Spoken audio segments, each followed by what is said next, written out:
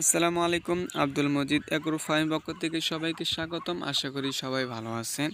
আপনারা অনেকেই চীনা হাঁসের খামার করার জন্য আগ্রহী, কিন্তু আপনারা অনেকেই আপনার ইউটিউব দেখে অনেক পরিমাণ বাচ্চা নিয়ে খামার করতে যান, তখন কিন্তু অনেক লসের সম্মুখীন হন। সেজন্য আপনারা যারা ইউটিউব দেখে ভুলভাল ইউটিউব দেখে আপনারা খামার করতে আসছেন, আপনাদেরকে বলবো আপনারা ওদিকে লোভ না দিয়ে আপনারা 10 পিস বাচ্চা দিয়ে শুরু করেন, তাহলে দেখবেন আপনার অনেক অভিজ্ঞতা হবে। কারণ এই চীনা হাঁসের বাচ্চা কিন্তু অনেক রিস্ক, এগুলো ছোটোবেলায় কিন্তু অনেক রিস্ক, ঠান্ডা লেগে যায়, বেশিরভাগই মারা যায়।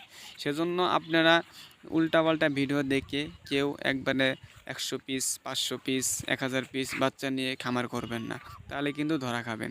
সেজন্য আপনারা যারা নতুন আছেন, আমি বলবো আপনারা অবশ্যই 10 পিস বাচ্চা দিয়ে শুরু করেন। তাহলে দেখবেন এই 10 পিস বাচ্চা থেকে আপনার যে বাচ্চা মারাও যায়, তাহলেও কিন্তু অনেক অভিজ্ঞতা হবে।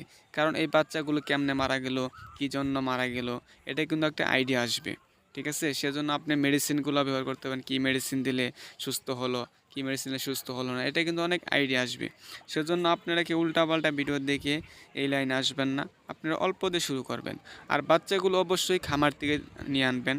আপনার যেখানে আশেপাশে খামার আছে সেখানে গিয়ে দেখবেন হাঁস দিয়ে ফোটানো বাচ্চা কিনা, এগুলো যাচাই বাছাই করে বাচ্চাগুলো সুস্থ আছে কিনা, এগুলো যাচাই বাছাই করে বাচ্চাগুলো আনবেন। আর আপনি 1 থেকে 30 দিন মতো ব্রয়লার স্টার্টার ফিড আছে, এই ফিডটা দিবেন। আবার এই বিষয়ে আমি বিস্তারিত ভিডিও অনেকগুলো ভিডিও করছি, আপনারা চাইলে দেখে আসতে পারেন। এবং চ্যানেলটি সাবস্ক্রাইব করে পাশেই থাকবেন। এই ধরনের ভিডিও নিয়ে আসবো ইনশাআল্লাহ, আপনার অনেক উপকার হবে।